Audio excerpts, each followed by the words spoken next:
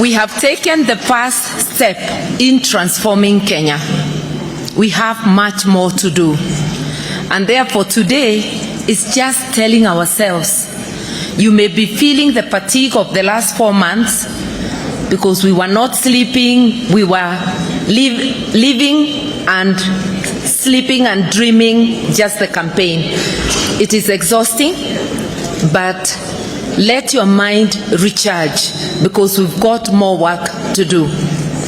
And for all of you, because you are in Nairobi, we need to distribute ourselves to the various places where our strength is needed to guard our win, because we have won.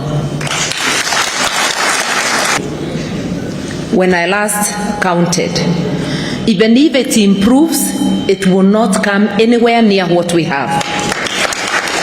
So even without anybody telling you the numbers, with those numbers of members of parliament, of governors, of senators, we have 23, they are one up. But if you look at everything, including all the other seats combined, there is no way the tally can be against us. And by the way, we have tallied. It's just that we do not have the power to announce ourselves, because the forms were on the portal, and we took copies and we tallied, and we know where we are.